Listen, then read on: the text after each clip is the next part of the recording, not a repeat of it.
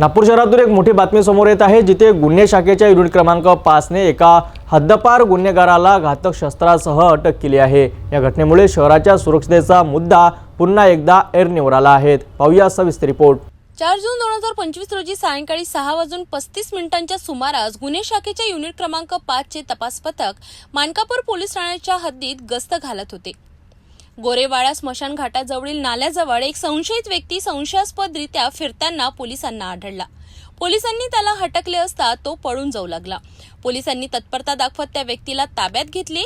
त्याची चौकशी केली असता त्याने आपले नाव तुषार अनिल शर्मा, वय वर्ष 22, राहणार गंगाबाई झोपडपट्टी असे सांगितले।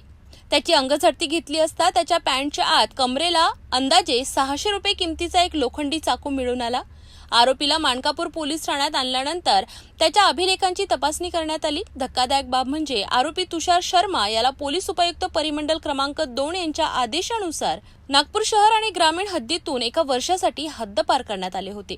हद्दपार असताना कोणतीही परवानगी न घेता तो पोलीस ठाण्याच्या हद्दीत कोणत्या तरी गुन्हेगारी उद्देशाने चाकूसह आढळून आला। त्याने मनाई आदेशाचे स्पष्ट उल्लंघन केले। या गंभीर गुन्ह्याप्रकरणी मानकापूर पोलीस ठाण्यात आरोपी विरोधात कलम 4/25 भारतीय हत्यार कायदा सह कलम 142, 135 महाराष्ट्र पोलीस कायद्यान्वये गुन्हा दाखल करण्यात आला असून त्याला अटक करण्यात आली आहे। या प्रकरणाचा पुढील तपास सुरू आहे।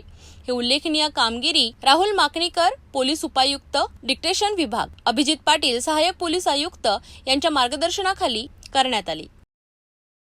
तर अशा प्रकारे गुन्हे शाखेच्या युनिट क्रमांक 5 च्या सतर्कतेमुळे एका हद्दपार गुन्हेगाराला घातक शस्त्रासह अटक करण्यात यश आले आहे। या घटनेमुळे शहराच्या सुरक्षतेच्या दृष्टीने पोलिसांची भूमिका किती महत्त्वाची आहे हे पुन्हा अधोरेखित केले आहे।